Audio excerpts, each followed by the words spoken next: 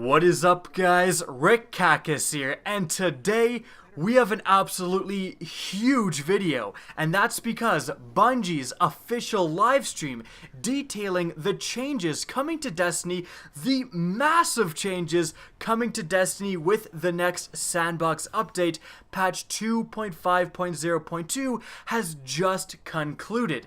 So we're going to go over all of what they talked about, every single change they mentioned on their live stream, and also discuss its likely impact in Destiny.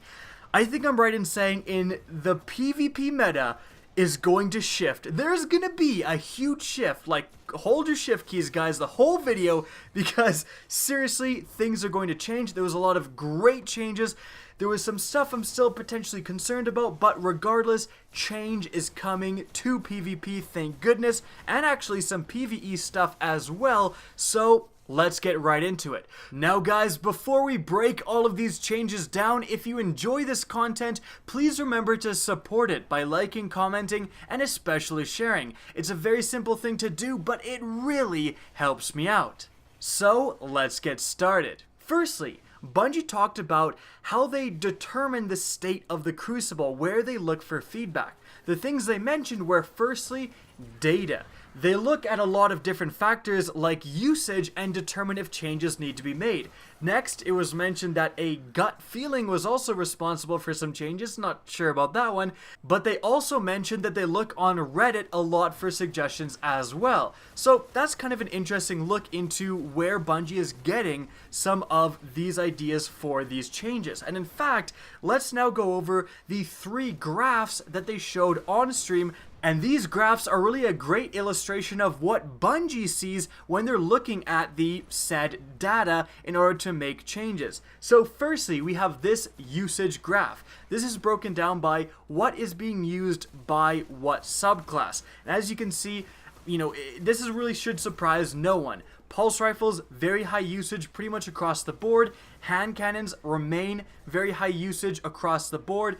Shotguns, everyone's been complaining about the shotgun spam. Turns out shotgun spam is real. Like, this graph just absolutely proves it. Shotguns are being used way more than other secondaries. We have this graph as well showcasing primary usage. As you can see, hand cannons, pulse rifles really have huge usage factors, and auto rifles, scout rifles are really lacking. We also have this graph showcasing the secondary usage factors, and it's just kind of further illustrating shotguns are everywhere and at the behest of a lot of other gun types. So it's interesting to go over these graphs to see the official numbers, but this should surprise absolutely no one. Like 10 minutes in the Crucible and you will basically infer what these graphs are saying just by yourself, just by personal experience. I wish these graphs were released more often. Heck, they should include the usage graphs in the Bungie weekly updates. Like, honestly, leave in the comment section how many of you guys would actually like to see that, because that's something that I think would be a great way to show transparency, and so that people could keep track of what is actually being utilized too much in the Crucible and use that data to actually help call for suggestions. I think that would be a great thing. Now moving on, we're going to break down all of these changes, starting with the elephant in the room with shotguns. But before we do that, I did kind of pick up on something that was very interesting. One of the Bungie developers said, we don't want to make primary time to kill too high that we push out secondaries. And I thought that was very interesting because there's been a lot of people kind of calling for a return to year 1, where primaries were very potent. However, it does sound like, according to the Bungie developers, they don't necessarily want that. So if you're someone who does, really believe in the hashtag buff primaries movement, you may be disappointed by that. But moving on from there, we have shotguns. Guys, so many changes were made to shotguns. There was a lot of nerfs, some kind of buffs in a way also, but let's break them down. Firstly, they lowered the shotgun magnetism and entirely turned off aim assist for shotguns when they are being used from the hip. So if you're not aiming down sights with a shotgun, you will have no aim assist. So that's just going to make people take the time to aim down sights first before they shoot, and that's going to naturally kind of lower the overall time to kill of shotguns. If everyone is taking the time to aim down sights first, it's not going to be that instant hip fire kill. That's a little interesting. That's just going to make shotguns a little bit harder to use. Furthermore, continuing along that line, they have significantly decreased the in-air accuracy of shotguns. So if you're trying to utilize a shotgun while jumping through the air, you know, if you're a hunter, you're going to find it a lot harder to land your shots. Like, you're going to be a significant accuracy penalty if you're in the air. That's really interesting. So it's going to kind of require more of a grounded, sliding kind of gameplay style to use shotguns effectively now. The whole blinking in the air, jumping in the air, and then getting your shotgun shots, that's going to be less effective. And I think that's just going to naturally lead to less shotgun spam overall. So pretty interesting change there. Moving on. This is probably the biggest change, and this is pretty damn interesting. There's going to be no precision damage on shotguns whatsoever at this point forward. Again, huge change, but that's to do with the fact that, you know, sometimes, since shotgun pellets are random, sometimes, you know, if most of the pellets end up going for headshots, you can just get ridiculous kills from ranges that shotguns really aren't supposed to get kills. So removing the precision shot damage, and they did say that they're going to add 20% more base shotgun damage to make up for this. This was kind of a weird number. They mentioned that shotguns are actually, because of this, going to be much better in PvE, which I thought was really interesting. So shotguns in PvE, because they're getting a blanket, you know, 20% damage buff, may see their usage kicked up quite a bit. So after this patch, really consider running shotguns when you're doing strikes and those kind of activities. So honestly, as someone who plays a lot of PvE, I'm kind of excited for this. Moving back to these damage changes, however, the goal is just to make shotguns more consistent and to get people to aim for center mass rather than get those ridiculous headshot kills. So this is yet again another nerf for shotguns in PvP. Moving on, we have some more interesting changes. Rangefinder, the perk Rangefinder, it still kind of does the same thing. It's still going to increase the range of shotguns. However, if you are using Rangefinder, you're going to find that your shotguns also get a little bit of a penalty to aim down sights time. So yes, you have more range with Rangefinder, but you have longer aim down sights time. And that's just going to hopefully differentiate what people are using with shotguns. Like right now, everyone wants Rangefinder. Every time, every roll, you just want Rangefinder, Rangefinder, Rangefinder. This may see other shotgun builds kind of come out of the woodworks here. Maybe stuff with other more interesting perks will get utilized more often. Now, with all of that being said, there was also a slight buff to shotguns because there was a little bit of a movement speed penalty. I think when using Rangefinder before, that's been removed. So you're now going to move, you know, normal speed. Now those are all of the changes they talked about coming to shotguns in Destiny. And guys, forgive me if I get anything wrong. This was all me just furiously writing down notes as the Bungie development team was talking. Sometimes they were talking fast, they slurred their words, a few times. I was like, what the heck are they saying? But most of my information is very accurate. However, we should indeed wait for the official patch notes coming Tuesday. And additionally, the stuff that's coming in this next patch, they didn't cover absolutely everything in the live stream, and they admitted it. And some of the stuff they mentioned was going to be changed, but they didn't mention exactly how it's going to be changed. So that's where we're at. Now moving on, continuing with shotguns, I want to mention a huge change to special ammunition. This is kind of throwing things out of order. They didn't talk about this in this order, but since I'm already talking about shotguns, might as well talk about, oh my goodness, again, the huge change to special ammo. So what's going to happen now is that when you spawn in, first time in a round, you are going to have special ammo. So you spawn into your first Crucible match or in the first round of trials or whatever, you're going to have ammo for your sniper rifle, for your shotgun, whatever. But if you die, you will lose all of your special ammo. Even if you didn't use, a single round, it's going to act like heavy ammo. When you die, it's gone. So this obviously is going to limit, of course, a ton of special ammo usage. However, to make up for this, the special ammo crates will appear every 60 seconds. So that's been kicked up massively.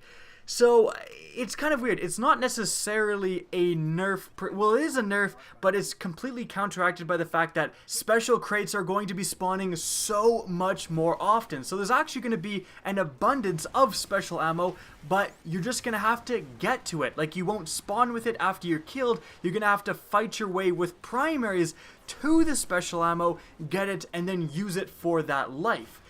We'll have to see what this change, brings about in Destiny. It definitely affects shotguns, but it's also going to, of course, affect fusion rifles, sniper rifles.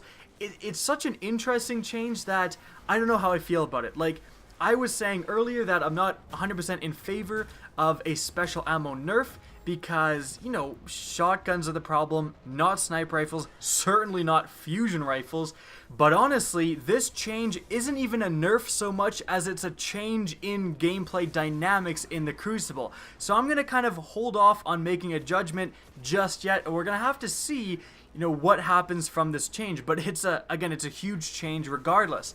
Now, something very interesting that I'm sure a lot of you are wondering are, what about sidearms? Sidearms are not affected by this, so you will always spawn in with ammo for sidearms.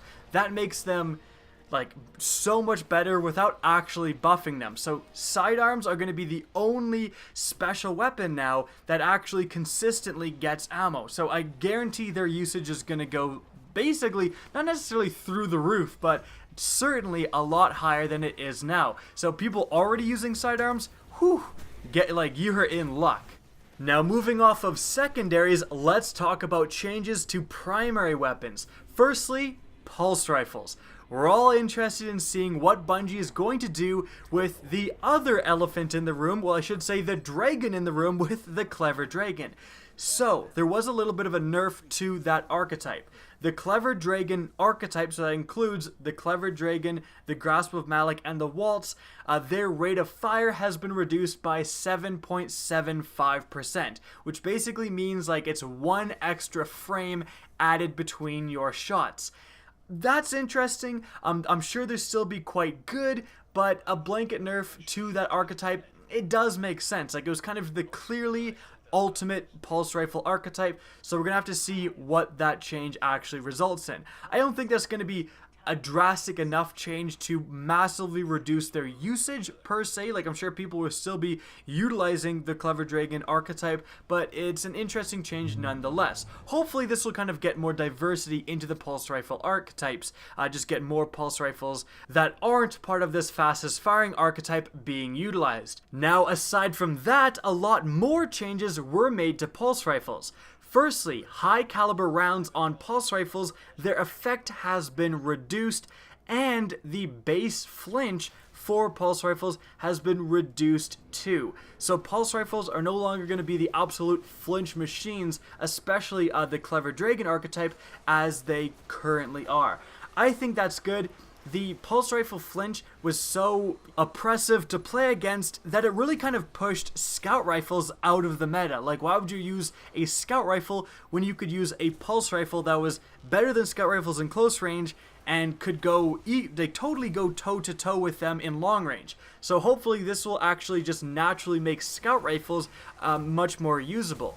Now, actually, speaking of high caliber rounds has been fixed for hand cannons and scout rifles. So in the last Sandbox update, this was something that a lot of players didn't even know because it was a glitch actually. High caliber rounds was not having any effect on scout rifles and hand cannons.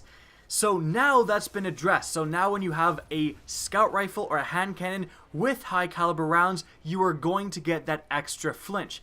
That again will hopefully make scout rifles become a little bit more dominant, not necessarily dominant, but used more in the Crucible. I don't know if you guys heard that dog bark, but my dog is really good at guarding me from leaves blowing across the lawn. Anyways, guys, moving on to some more changes. The Clever Dragon and the Grasp of Malik, not the Waltz actually, so if you have a decent Waltz, you're in luck, but the Clever Dragon and the Malik have had their magazines reduced. Used to be 30 rounds in a magazine, now it's 24. So if you have that, God Roll Grasp where you have braced frame, you're going down to 18 rounds in a magazine.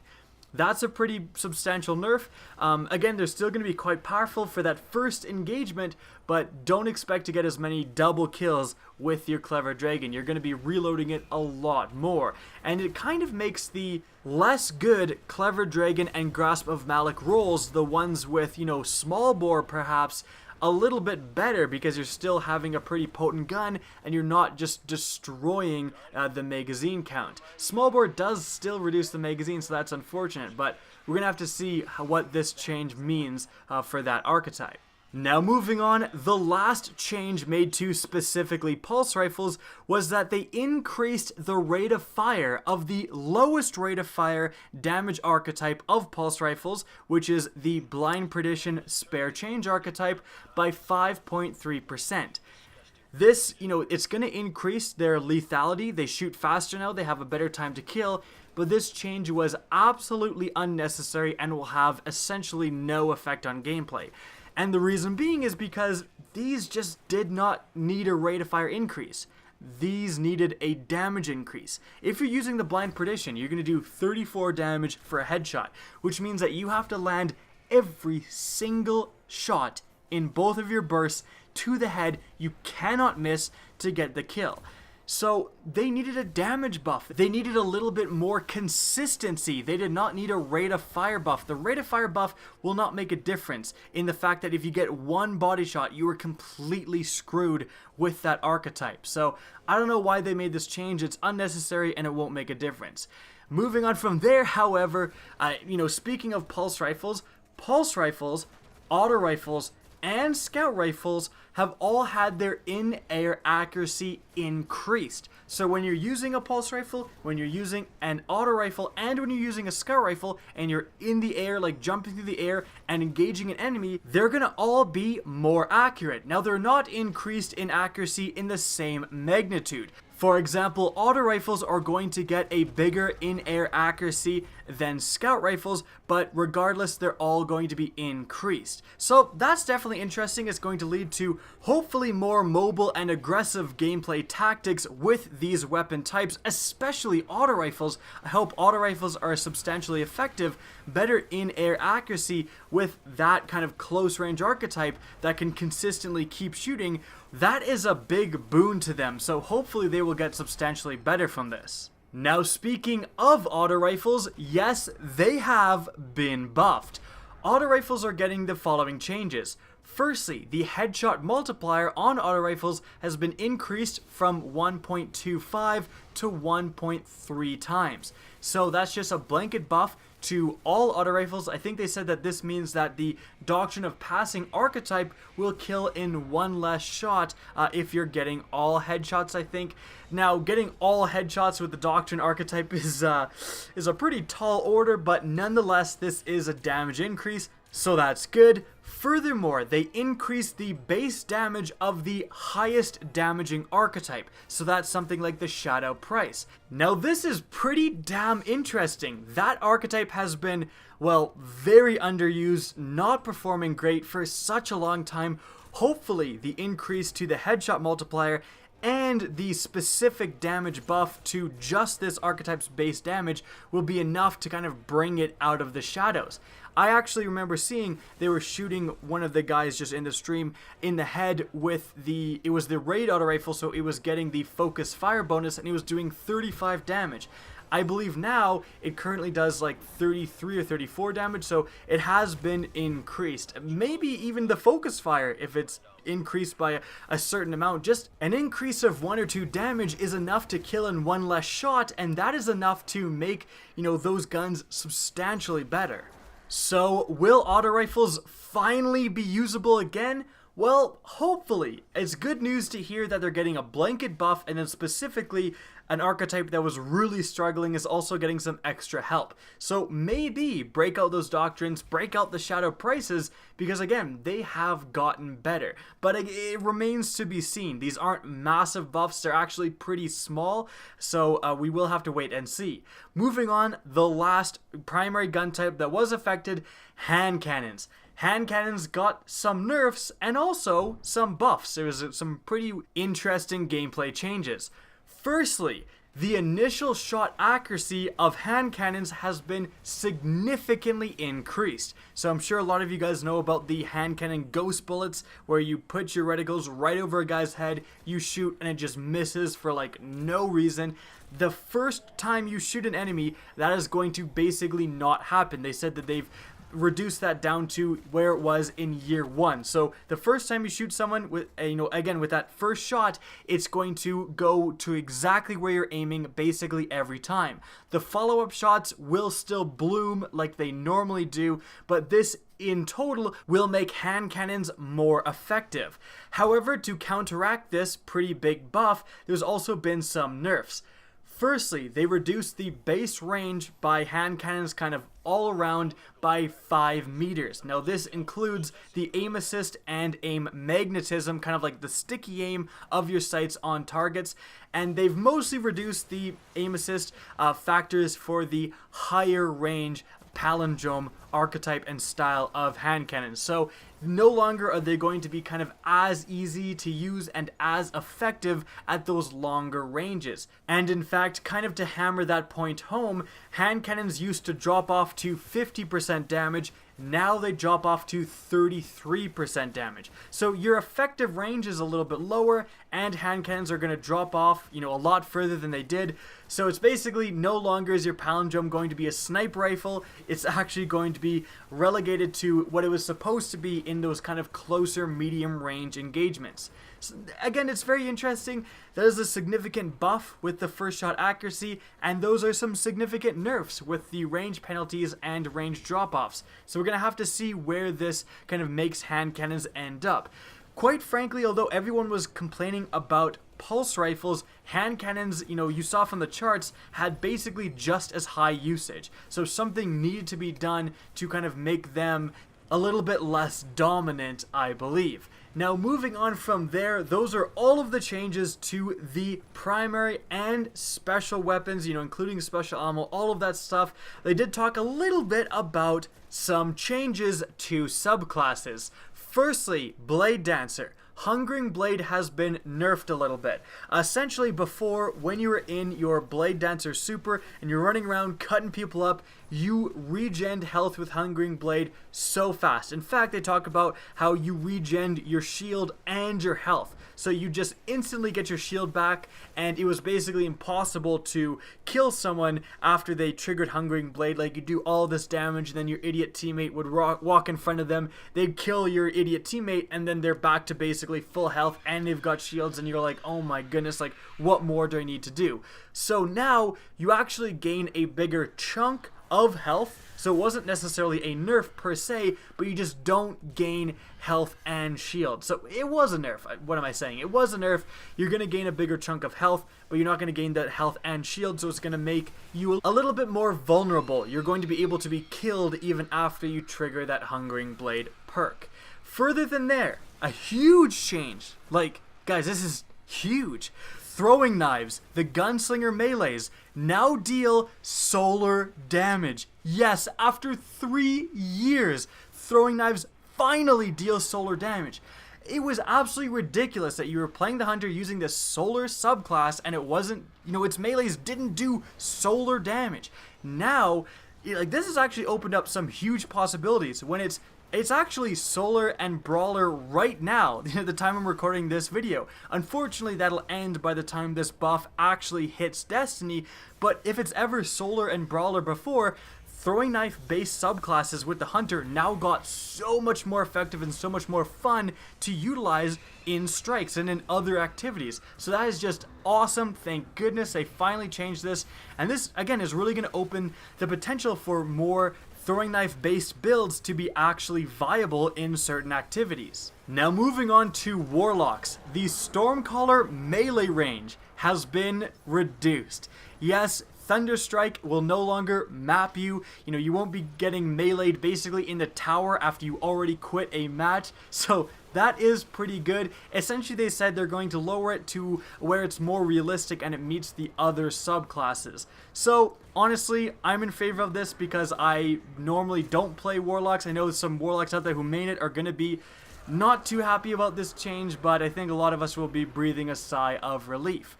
Aside from this, another nerf that has been enacted is that when you utilize the landfall node, you're going to have less time in Storm Trance. Honestly, this just makes a ton of sense. You're using landfall, it's just massive damaging attack that can insta-kill people, and you still have a whole Storm Trance after that. Like, that's pretty insane. So making it that if you use landfall, you still totally can, but you can have a little bit less time in your overall Storm Trance. That, again, just makes a ton of sense, and it makes the other nodes kind of more desirable. You're going to have more people picking those other nodes more often. Now, although the change does make sense, was it really necessary? Well, I don't remember a ton of people complaining about landfall, so I'm not quite sure. We're going to have to see how Stormcaller gets affected by these changes. Moving on to Titans, Juggernaut has been addressed. So when you're using Juggernaut and you're in the air for a short time, like if you're jumping through the air, Juggernaut will disable. Like, it won't continue all the way as you make this massive jump. That's just going to make it a little bit less effective overall, and you can't activate Juggernaut while you're in mid-air. So just kind of, I guess, is going to reduce people jumping around like crazy and getting all of these Juggernaut activations when they're in the air, and this is going to overall make it less effective. So that's, again, a sigh of relief from everyone who doesn't main Titans. Now, moving on from there, the last thing we're going to cover is the changes to exotics. They didn't go over all of the exotics affected in the next patch, and furthermore, they didn't often go into what exactly they're changing, but they did kind of briefly mention a lot of the exotics that are going to be effective. Firstly, Universal Remote is apparently getting a nerf? They said this. They said a Universal Remote nerf. Maybe they misspoke, but the Universal Remote is not seeing play right now. Like, I never see anyone use the Universal Remote. In fact, I was expecting them to say that it was getting a buff because they nerfed it really, really hard the last time around, and I haven't even seen it since. But apparently they're nerfing it again. I don't know how necessary that is. Moving on from there, this is actually awesome news. The Young Wolf's Howl, and they actually said this, the Young Wolf's Howl is getting cheaper. Yes, the Hungering Flames perk, the exotic perk for the Young Wolf's Howl, which is the new exotic sword that came in the Rise of Iron, it costs 10, way too much. Saw no play because of it. They're making it cheaper. Hopefully it'll cost, 5, 6, 7, something like that. That's actually really good news, and that's really good news for PvE especially. Swords aren't really utilized too much in PvP, almost not at all. That's fine. They're more at home in PvE, and now the Young Wolf's Howl could seriously be a contender for something you're going to want to look at running. So awesome change there. They also mentioned that the Truth rocket launcher is getting changed in some way. Probably nerfing maybe its radius or something like that. Again, they didn't go into it, but they said it's being affected. They also said that Shinobu's Vow is being nerfed. It's being affected in some way, and there's no freaking way they're going to actually be able to buff it. I would expect, like, maybe with the Shinobu's Vow, that if you're using skip grenades, maybe they get like 1 or 2 less of the skip grenades, like nodes. That would actually make a lot of sense. That would still make skip grenades very effective. You get 2 of them, but they're just less oppressive than they are right now. And moving on, after the exotics, even though I said the exotics would be the last thing, I lied, I'm a liar. We have 2 more universal changes to just quickly cover here. Firstly, Blink has been affected. They said that Blink is affected. They said you can roll back the tapes and you'll see that Blink has been slightly effective. I think that the aim down sights time after Blink has been maybe buffed a little bit. It was nerfed pretty substantially. Blink kind of went away. Like, you don't see Blink as much anymore. Honestly, as someone who mains the Titan, I was kind of glad about that. But Blink may be getting a little bit of a buff, so you could expect to utilize it and see it a bit more after the next patch. And the last thing we're going to cover is Memory of Scory. Yes, the Scory artifact, the Scory Scourge, the Scourgy. This has no changes. So a lot of people were really wanting a Scory nerf. It's the thing where if you have a full super, your teammates' supers will recharge a lot faster as long as they stick near you, and people were just abusing this left and right. Like, you'd have kind of Scory abusers hiding in a corner, huddling down there trying to get those supers. Some of you watching may be Scory abusers, you bastards, but honestly, it's just kind of an unfun thing to play against. Like, you just be playing trials and suddenly the other team wouldn't be there. They were literally in their spawn, huddling, getting their supers way faster. So it's something that a lot of people were just not happy about. It was very unfun to play against. It's just kind of a douchey thing to do, but no changes to Scory, and they outright said this. So I think a lot of people are going to be a little bit disappointed to hear that. And I'm also kind of disappointed that, you know, we talked a little bit about scout rifles naturally becoming better, but nothing has actually been done to scout rifles to make them better. That's potentially concerning. They haven't been seeing a lot of love, and the slower shooting pulse rifles weren't affected either, even though they're seeing basically no play. Even if the fastest firing Clever Dragon archetype becomes worse, which it is, it's getting nerfed, everyone will just use the Blind Perdition and Hawksaw. That archetype was seeing a ton of play. That archetype pushed out the slower shooting pulse rifles already before the Clever Dragon archetype kind of blew up. So there's still some things that I think hopefully are going to be addressed when the official patch notes come out. This is, I think overall, I want to say that this is a pretty sensical Sandbox update. There's a lot of buffs that make sense. There's a lot of nerfs that make sense. And regardless of what you think, this is going to change the meta. Hopefully stuff like auto rifles are going to be used more often. Definitely the Clever Dragon spam will go down. The shotgun spam will go down. That's all good news. So I've got to hand it to Bungie. You know, good job on making a lot. Again, a lot of these changes make a ton of sense. It's not perfect. Like, it's not perfect. It's never going to be perfect. You know, Bungie isn't omnipotent. They can't know and see everything. And I'm just, you know, I'm being fair here. Being fair to Bungie. Like, Bungie, I'm throwing you a bone. I'm not as evil as you think I am. You can reply to my tweets and you aren't going to spontaneously explode. But seriously, the thing I just really want from Bungie is that this kind of change is good. But I just like to see it more often. There's no reason to wait like almost 200 days between when you're making these buffs and nerfs. I think you've had the data for a long time. I think you've known kind of what to do for a long time. And I think, you know, lowering the time between these big Sandbox updates to, you know, 100 days instead of 200 days, I think is definitely more acceptable, because no matter what changes, people are just going to get sick of the meta, right? Just people get sick of the same thing over and over again, and so introducing change more often, I think, is a great thing. And that's not just me hating, it's just a little bit of helpful advice, Bungie, just to energize the community more often. So that's it for the video. We had an absolute massive amount of stuff to go over, so thanks for sticking around. If you're still watching this video, honestly, thank you very much. But guys, that's going to wrap it up. If you enjoyed this video, again, please remember to help me out by simply rating and especially sharing this video. If you want to see more Destiny content similar to this, don't be afraid to slap that subscribe button. Now, if you want to get in touch with me and keep up to date with the latest channel activity, the best way is to follow me on Twitter at RickCacus. That's linked in the description down below, as is my Twitch channel, which you can also follow. Again, I hope you enjoyed this video, and as always, have a good day.